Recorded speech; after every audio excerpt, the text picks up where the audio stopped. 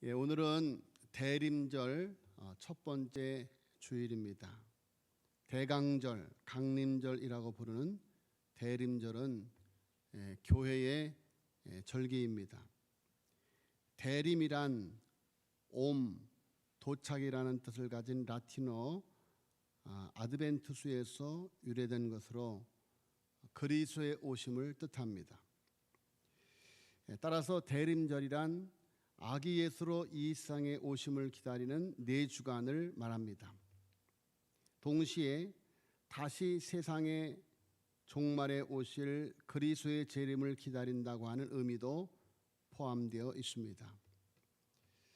자, 다시 말씀드리면 대림절에는 아주 중요한 4가지 의미가 있는데, 첫 번째로 하나님의 아들이신 예수님께서 육신을 입고 오신 것을 세상에 전한다는 의미가 있습니다.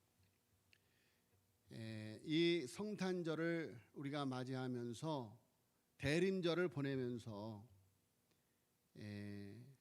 아기 예수님께서 구주 예수 그리스도 이 땅에 오신 그 놀라운 사실을 세상에 전하는 의미가 있다라는 거예요.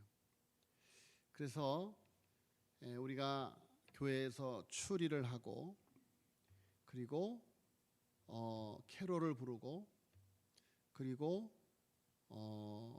성탄 카드를 보내는 것은 이렇게 대림절을 통해서 아기 예수님이 바로 당신의 구원의 주로 오셨습니다라는 것을 알리는 거예요.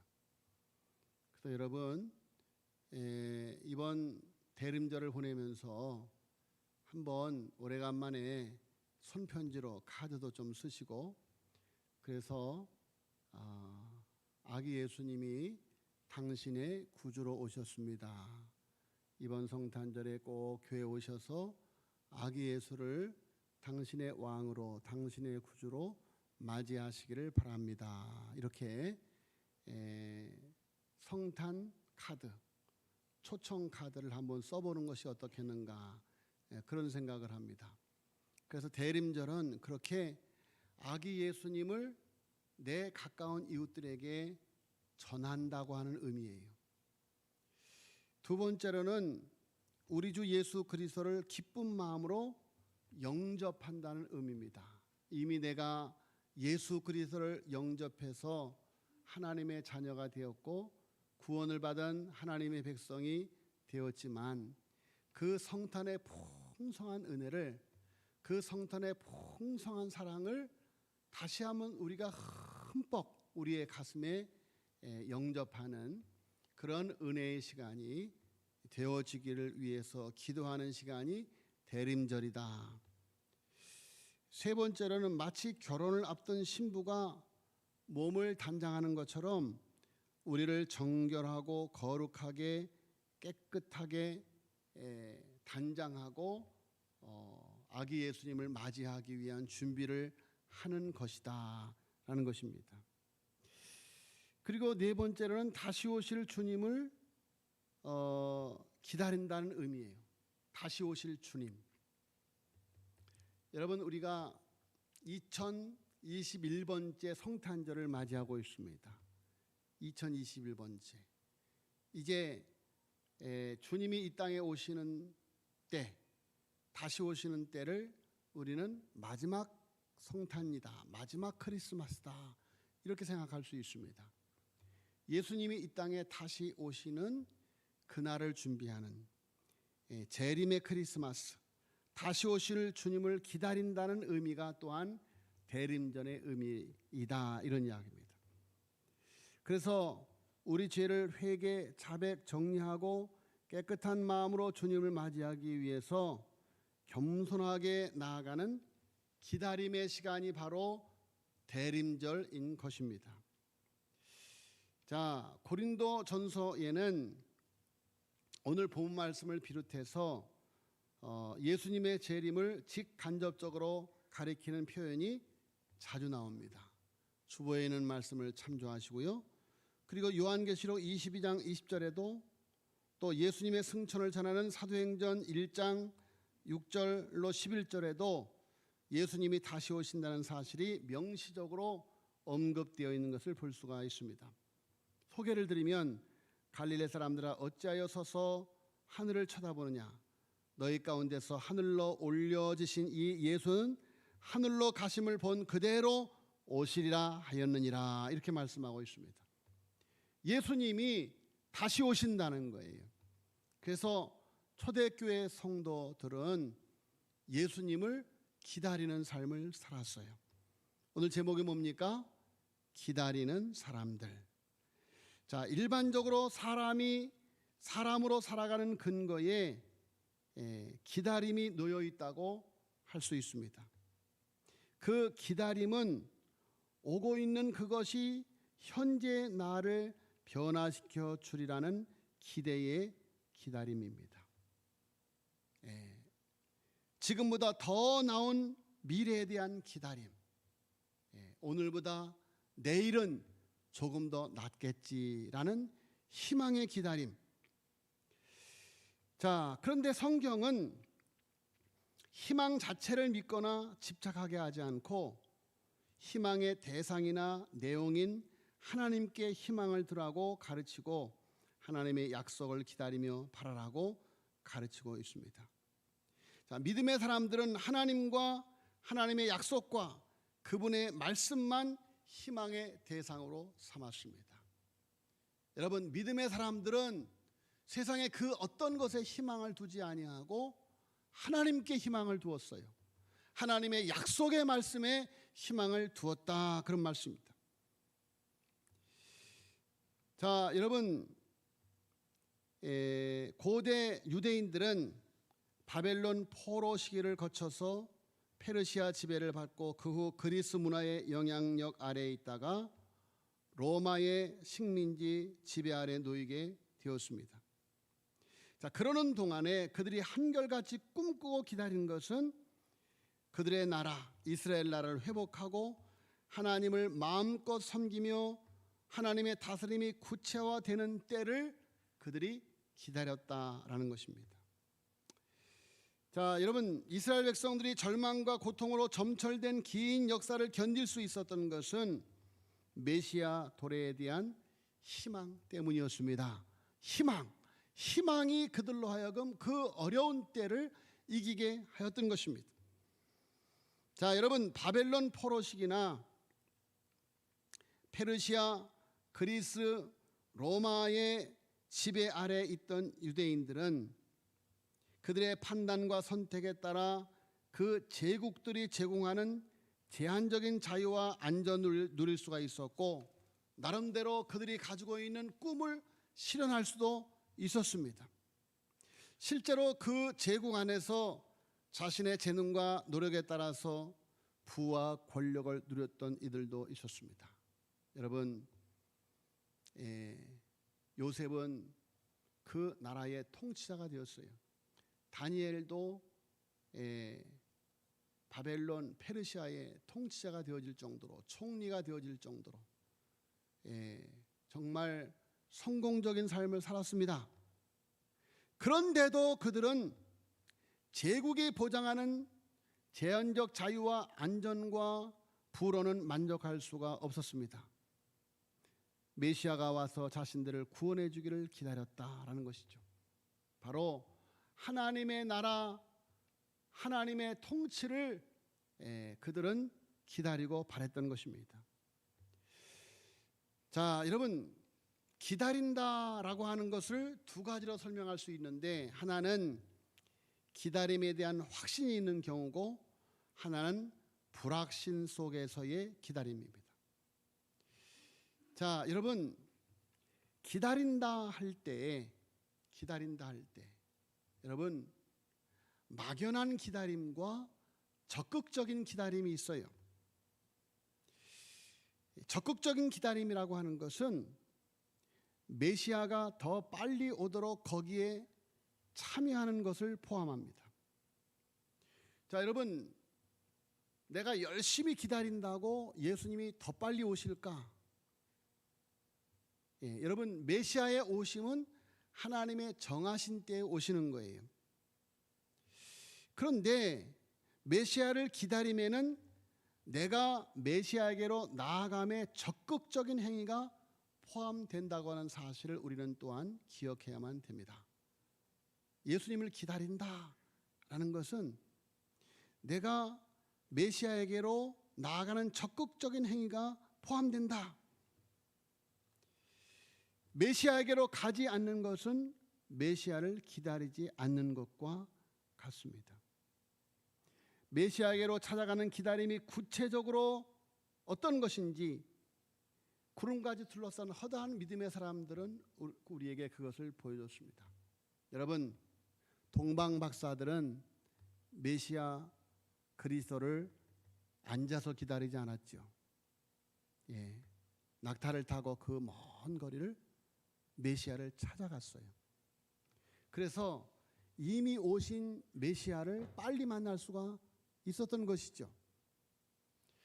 자, 여러분, 유대인들도 바리새인들도 대제사장들도 메시아를 기다리고 있었습니다. 그러나 그들은 찾지 않았어요. 그저 막연히 기다리고만 있었던 것이죠. 그래서 그들은 예수님이 오셨으나 영원히 메시아를 만나지 못했습니다. 자, 여러분, 들에서 양을 치던 목자들 메시아에 대한 탄생의 소식을 들었습니다. 그리고 메시아가 오기를 기다리지 않았습니다. 그들은 마구간으로 달려갔어요. 그래서 기다림이라고 하는 것은 찾아가는 구체적인 행위를 동반한다는 것이죠. 자, 여러분, 오늘 본문 말씀에도 고린도 교회 성도들, 초대교회 성도들의 주 예수 그리스도를 기다리는 모습과 태도를 우리에게 보여주고 있는데, 그리스도인의 진정한 정체성은 주 예수 그리스도의 날을 기다리는 것이다. 주 예수 그리스도의 날을 기다리는 것이다. 어떻게 기다리는가? 자, 여러분, 바울이 고린도 교회에게 보내는 편지 서두에 예수님에 대한 일정한 호칭이 반복되게 사용되고 있는 것을 볼 수가 있는데, 그 호칭은 주 예수 그리스도입니다. 자, 7절 말씀해 보세요. 너희가 모든 은사에 부족함이 없이 우리 주 예수 그리스도의 나타나심을 기다리나. 주 예수 그리스도. 자, 여러분, 주라고 하는 호칭은 관계를 말합니다. 예수님과 나와의 관계. 예수님은 주인이시고 나는 종이다라는 그런 고백이지요. 그래서 이 주라고 하는 호칭은 굉장히 의미가 있는 호칭입니다. 더 나아가서 예수는 예수님의 이름을 말하죠. 그리스도는 직임을 말합니다. 자, 그래서 7절에 고린도 교회 교우들은 모든 은사에 부족함이 없이 주 예수 그리스도의 나타나심을 기다리는 신앙의 특징을 드러내고 있어요. 각각 받은 은사가 어떤 것이든지 그 은사는 주 예수 그리스도의 나타나심을 기다리는데 집중되고 있다라는 것이죠. 여러분, 우리 모두가 이 세상에서 주님께로부터 받은 달란트가 있어요. 1달란트든지 2달란트든지 5달란트든지 그것을 회개할, 그것을 계산할 주인을 기다리는 거예요.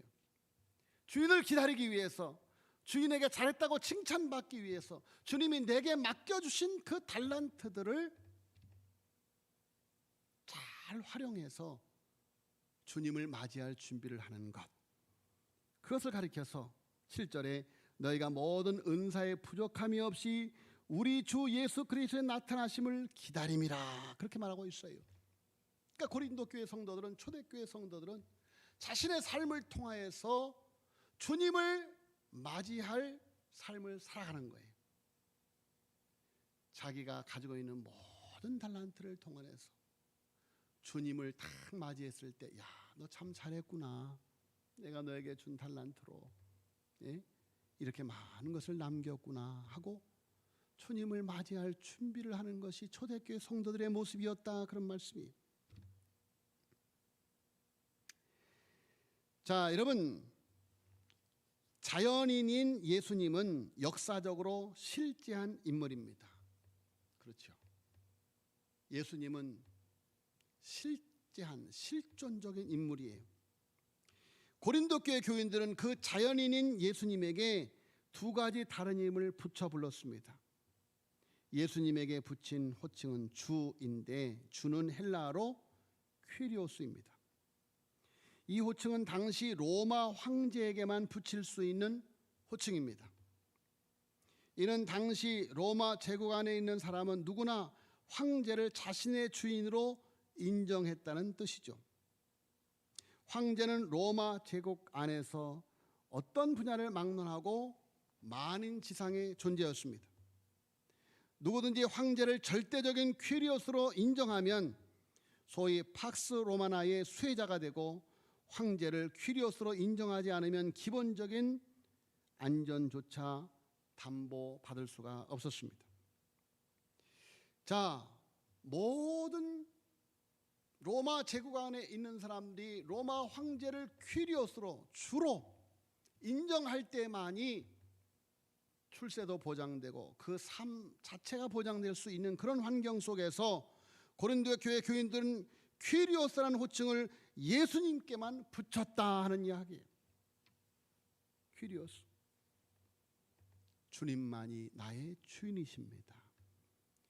그렇게 할 수 있는 용기와 근거는 주 예수 그리스도의 나를 기다리는 믿음 때문이었기 때문입니다. 주님이 다시 오신다.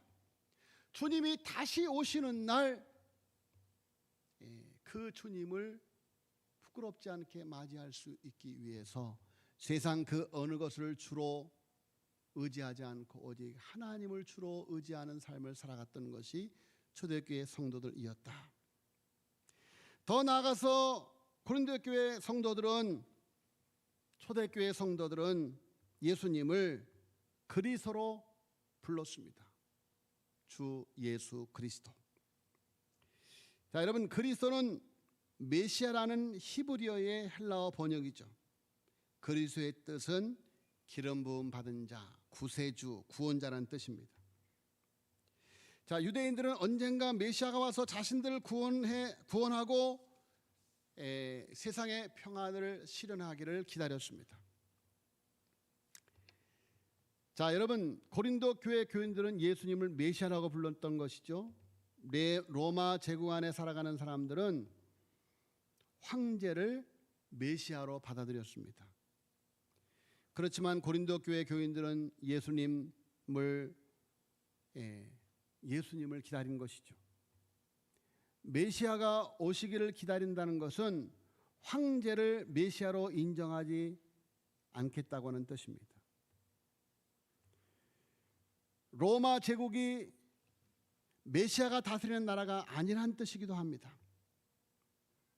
팍스 로마나 안에서 주 예수 그리스도를 기다린 것은 로마 제국이 제공하고 보장하는 것은 참 생명이 아니고 예수님만이 참 생명이고 복음이라는 사실에 대한 삶으로의 신앙 고백, 실천, 그것이 바로 주 예수 그리스도라고 하는 믿음의 고백 안에 담겨져 있는 고백인 것입니다.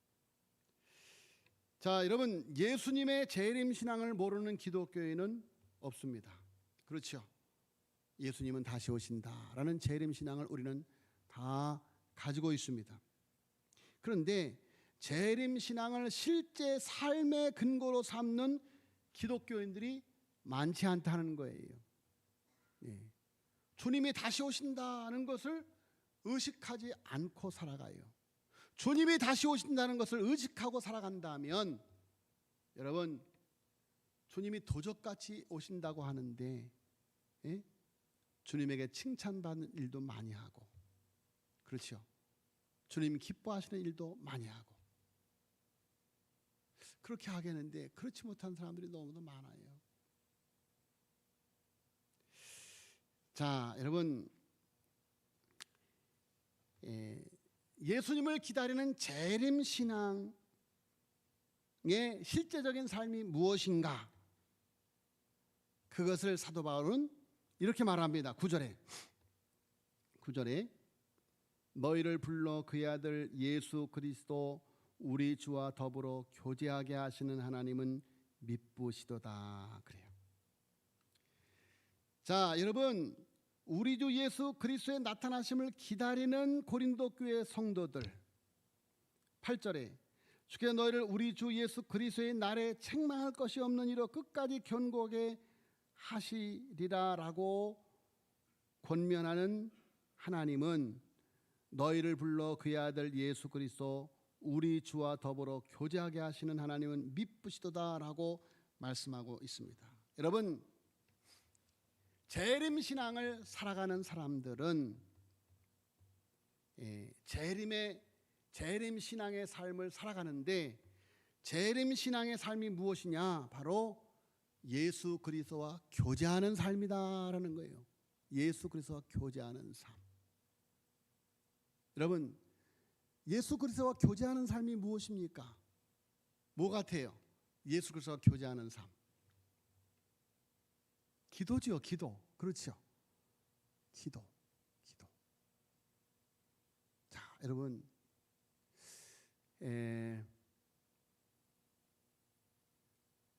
우리 애가 남자친구와 이렇게 교제하는 것을 보니까 맨날 전화해요. 전화. 집에서 하나도 되는데 또 바깥에 나가서 전화해요. 문 닫아놓고 전화해요. 계속 전화해요. 그래서 제가 오죽하면 너는 우리 예주가 아니다. 너는 신석의 예주다. 이렇게 해요. 맨날 걔하고만, 집에 있어도 걔하고만 대화를 하는 거예요. 자, 여러분, 예수님과 교제하는 것은 기도하는 거예요. 할렐루야.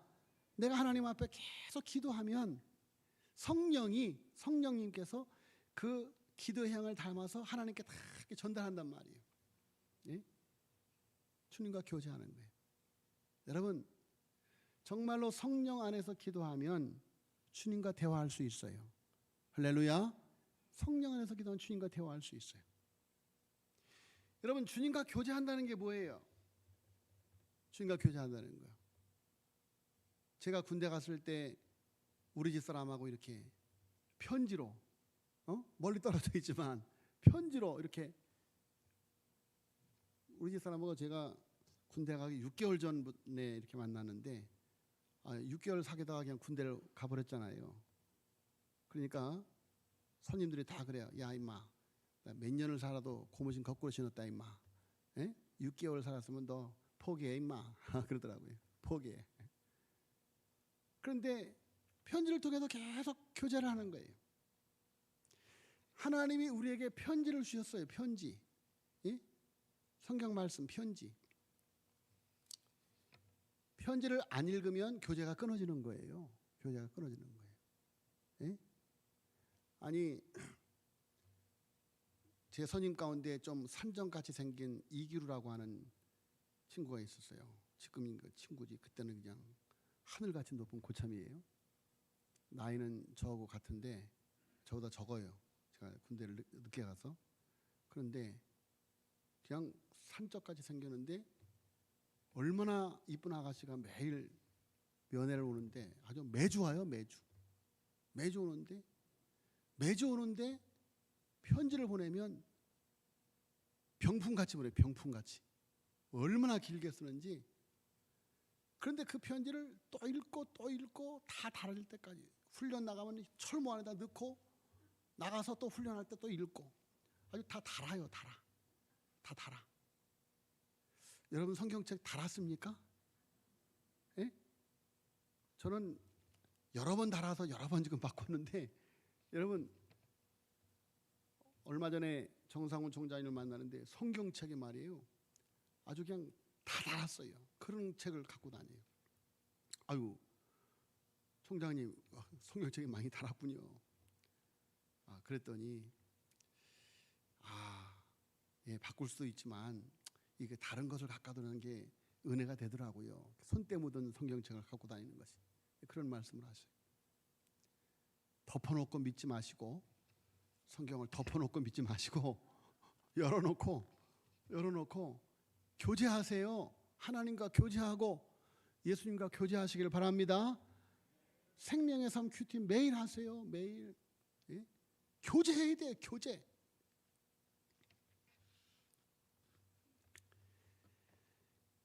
주님을 기다린다고 하는 것, 19세기 중반 미국의 나다니엘 호선이라고 하는 작가가 있었습니다. 그런 독실한 청교도 가정에서 태어나 대표적인 주홍 글씨를 비롯해서 많은 교훈적 소설을 남겼는데 그 중에 큰 바위 얼굴이라는 단편 소설을 남겼습니다.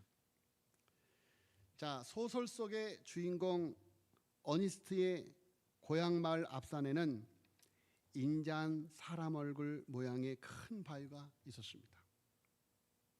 멀리서 그 바위를 바라보면 너무도 인자하고 평온해서 많은 사람들에게 위로를 주고 많은 사람들에게 평안을 주었어요.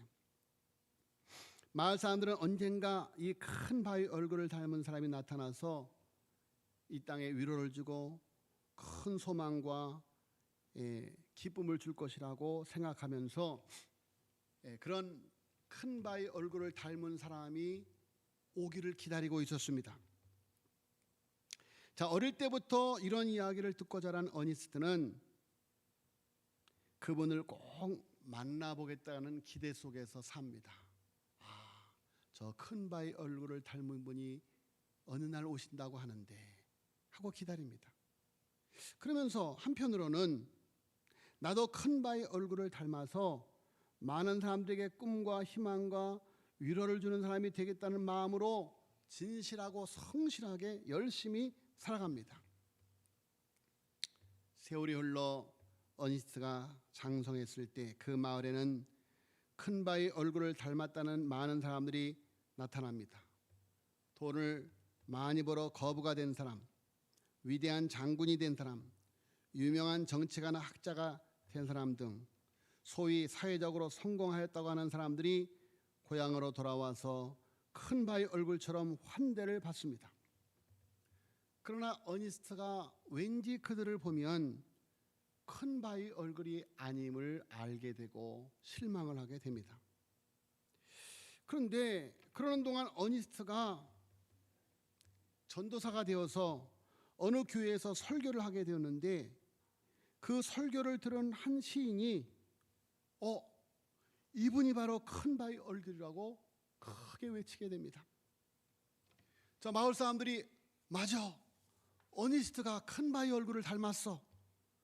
그렇게 인정하면서 어니스트의 삶과 말씀을 통해서 큰 감동을 받기 시작합니다. 그런데 정작 어니스트는 자신은 큰 바위 얼굴이 아니라면서 계속해서 큰 바위 얼굴처럼 생긴 분을 기다리면서 자신도 큰 바위 얼굴처럼 살기를 힘쓰면서 그분을 기다리는 삶을 살고 있더라, 그런 이야기입니다. 청교도 신앙을 가진 작가의 의도가 무엇이겠습니까? 자, 여러분, 이 이야기를 통해서 여러 가지 생각을 할 수 있겠지만 저는 기다림이 우리의 미래의 모습을 만들어 간다는 사실을 새삼 발견하게 됩니다. 자, 어니스트는 인자한 얼굴의 성이 나타나기를 간절히 기다렸기에 그를 기쁨으로 만나기 위해서 또는 그 자신이 큰 바위 얼굴과 같은 사람이 되기 위해서 큰 바위 얼굴 닮기 위해서 힘썼던 것이죠. 그렇게 오랜 세월 큰 바위 얼굴을 기다리며 그 모습을 닮기를 힘썼을 때 마침내 큰 바위 얼굴과 같은 모습이 될 수 있었던 것입니다. 여러분, 성경은 우리에게 예수님을 닮으라고 합니다. 예수님의 심장을 가지라고 합니다. 그리스도의 장성한 분량에 충만한 데까지 이르라고 합니다. 여러분, 그리스도인이라고 하면서 죽자 사자 돈만 바라보고 살면 그 사람에게는 돈 냄새만 날 뿐입니다. 세상 즐거움만 바라보는 사람에게는 결국 향나게 찌든 모습만 나타날 것입니다.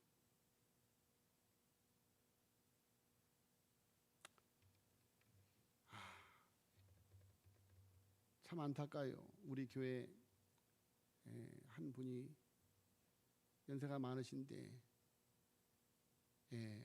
결코 적지 않은 부를 가지고 있음에도 불구하고 살아가는 삶이 그야말로 노숙자처럼 살아요. 그러면서도 그 돈에 집착하고 삽니다. 여러분 얼마나 안타깝습니까?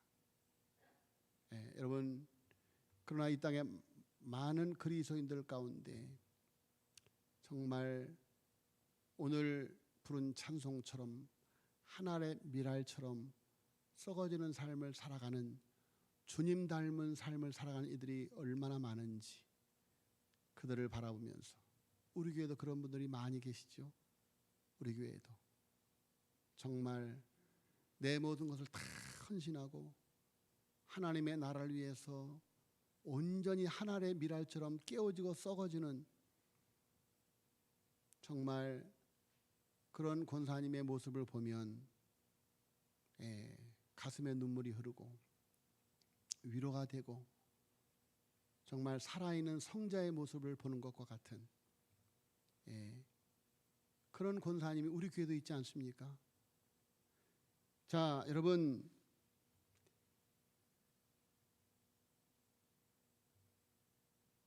잠언서 8장 34절 35절에 누구든지 내게 들으며 날마다 내 문 곁에 기다리며 문설주 옆에서 기다리는 자는 복이 있나니.